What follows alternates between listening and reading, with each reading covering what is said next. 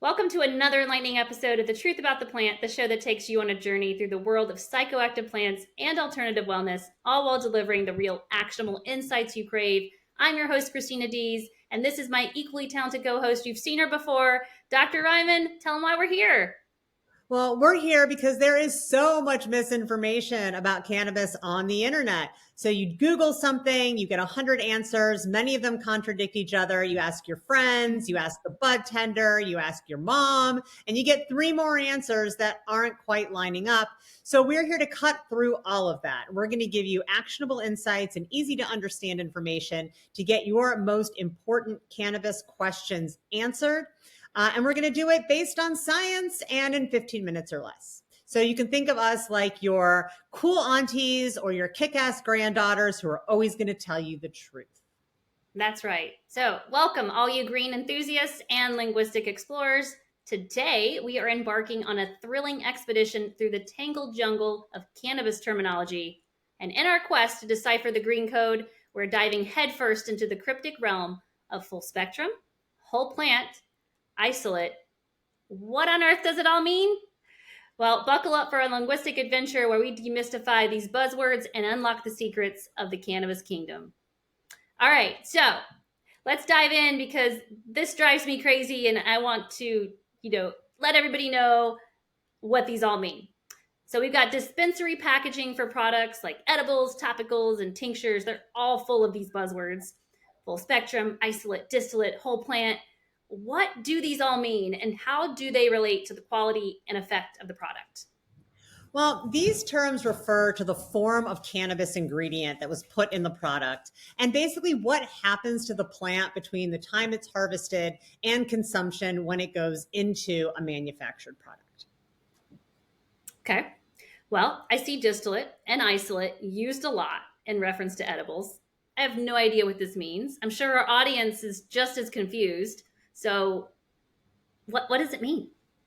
Well, distillate and isolate basically mean that the cannabinoids like THC and CBD are isolated from the plant as separate ingredients and then added to the edible, right? So think about an orange. Oranges contain vitamin C. They also contain a whole lot of other things. So isolate and distillate is like taking just the vitamin C from that orange and adding it to a vitamin gummy. Now, vitamin C is a valuable product on its own, but there's a lot of other valuable components in an orange that are not included. That was a really good analogy. Like when you explain it that way, I totally get it. Okay, so what's the benefit of using isolated cannabinoids then? Well, really, it's about standardization of dose. So you can add just the amount you want and be sure that each piece in your packaging has the same amount. And that's really important for standardization, right? People don't want one gummy that has a slightly more THC than another gummy. So it's really being able to get down to the very specifics of how much of that cannabinoid is in your product.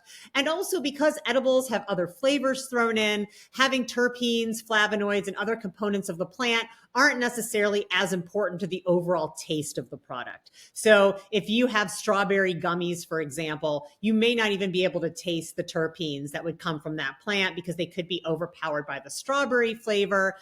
So as long as the source plant is clean, the level of terpenes and overall quality of the plant is not that important.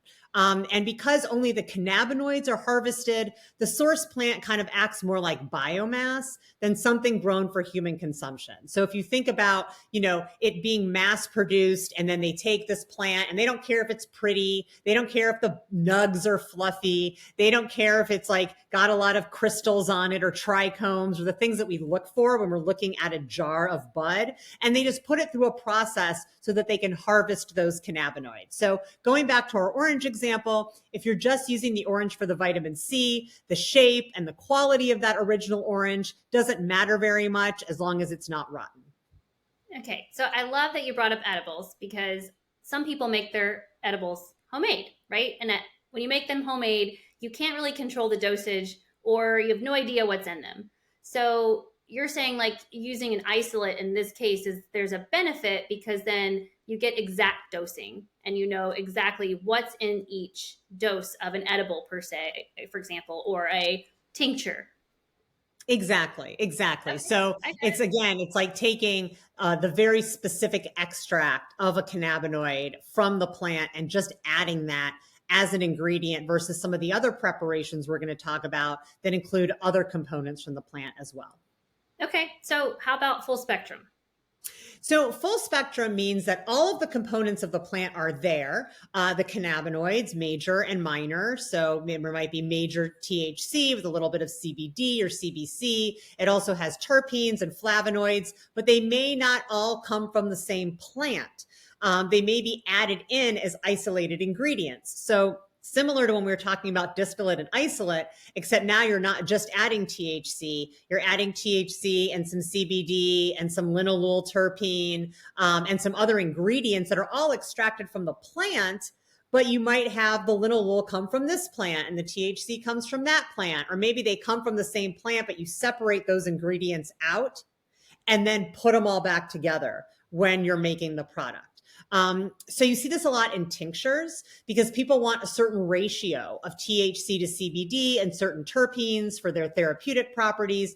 So to use these, for example, the manufacturer might use isolated CBD, THC, CBN, and linalool to make a sleep tincture. So it might be really difficult to find an actual plant that has those three cannabinoids and that terpene in the right ratios in order to make that tincture. So instead, think about just making any kind of recipe. So if you're baking a cake, right, it's like this much sugar and this much flour and this much butter, and you're putting them all together in order to make the final product. That's what we mean when we say full spectrum.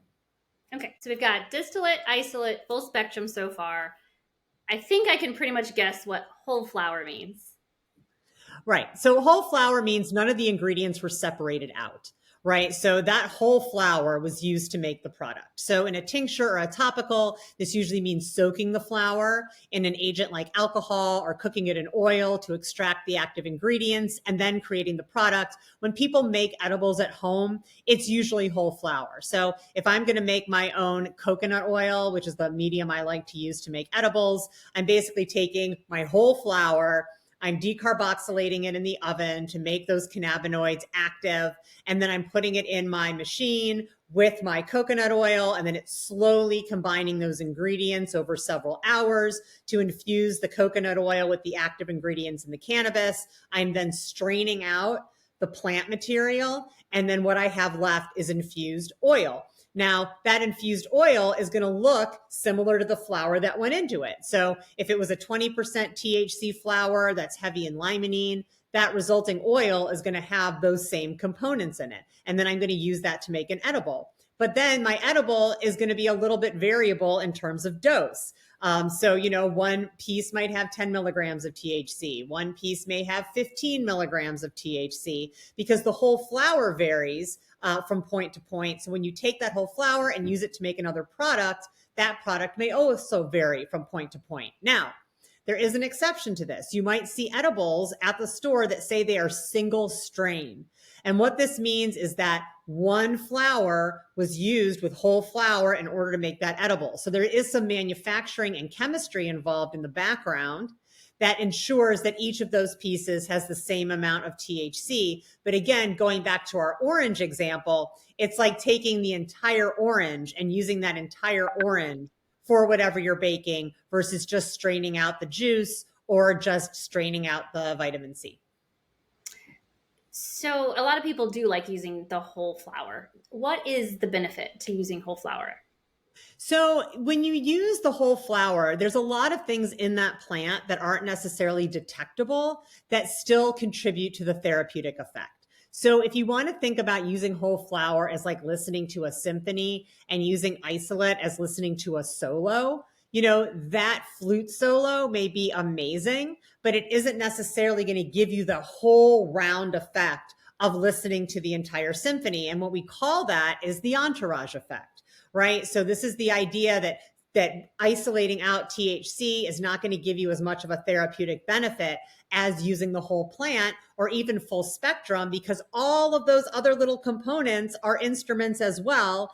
And they also play a role in giving you that whole full effect. So, when people use products made with isolate, they may say that they get too high because there aren't these other cannabinoids to kind of balance the effect of the THC. They may say that, you know, it wasn't as therapeutically beneficial because it doesn't have the terpenes, which also have a beneficial effect. So I'm not dissing isolate or distillate. They definitely have their role, especially in making edibles. But if you're using cannabis, especially for therapeutic effects, that's why I love tinctures, because tinctures are going to have all of these different ingredients, even if they were broken down from the plant and put back together so they can be in specific ratios. But they're going to have all these different ingredients from the plant that are really going to give you your best chance at a highly therapeutic effect. Your analogies are on point today. That I am the symphony flute queen of solo. analogies, Christina. It is like I think in analogies. I swear it I mean, but happens. that it it just helps you understand, you know? Like I can understand it now. So, does the effect differ from product to product, or not product, from method to method, right? So if we're doing full spectrum versus distillate versus flower, Well, are we gonna like get I the same effect? mentioned, it's really about having everything from the plant in the product. So the closer that product is to the actual plant it came from, the more similar the effect of that manufactured product is going to be than if you just had the plant itself. Right. So for people that don't like processed foods, and here we go with another analogy, you know, like the whole foods movement and the idea that like, I don't want to eat something that, you know, maybe it's got broccoli in it, but it's been processed to the point where that's barely recognizable and it's not as nutritious as just eating the broccoli. A lot of folks want their cannabis products, manufactured cannabis products, to be as closely resembling the actual flower it came from as possible. Now, again, that being said, there's a lot of benefit to an isolate and a distillate when you're trying to get really specific dosing. Beverages, for example, a lot of times you'll find are made with isolate and distillate, partially because, again, they have their own flavorings and because they're really trying to get like 2 milligrams of THC and nothing else, or 2 milligrams of THC and 2 milligrams of CBD into this beverage. And the easiest way to do that is to strip everything else away and just add THC and CBD. But again, if we're talking about a therapeutic product like a tincture, something that's whole flower or full spectrum is going to give you the benefit, again, of that entire symphony versus just like a kick-ass guitar solo. Yeah, and I'm so glad you brought that up too about the taste, because nobody wants to taste a full flower in a beverage, right? Because some of it's like too earthy. So in some cases, I can see, you know, you want the effect, but you also don't want the flavor or the taste. So, Well, wow, you know, I mean, edibles, like edibles have gotten a lot tastier over the years as isolate and distillate technology has improved. All edibles used to be made from whole flower because we didn't have the technology to separate out the THC and CBD. And that was always one of the biggest complaints my mom had when we would give her an edible back in the day. She'd be like, this chocolate tastes like weed. And she didn't want it to taste like weed. She wanted it to taste like chocolate. That being said, there are definitely some products like tinctures where you do want the essence of that cannabis, right? You do want that kind of earthy experience. You want that terpene content. You want those flavonoids. And again, those chemicals on their own also have therapeutic benefits. So again, looking for something for a therapeutic perspective that's as closely related to the actual source plant is really a good idea. you were such a fountain of knowledge today. So we got to bid farewell to this botanical adventure. But remember, your thoughts are the herbal elixir to our curiosity. Share your green musings with us at info@mypersonalplants.com. And for the continuous flow of a plant-powered wisdom, don't forget, leaf through our vibrant YouTube collection, subscribe, like, ring that notification bell to stay in the loop. You don't want to miss what we got coming up next. You never know, we might even have a special guest in the works. So until our next dose of enlightenment, stay lifted, stay green, and let those questions blossom.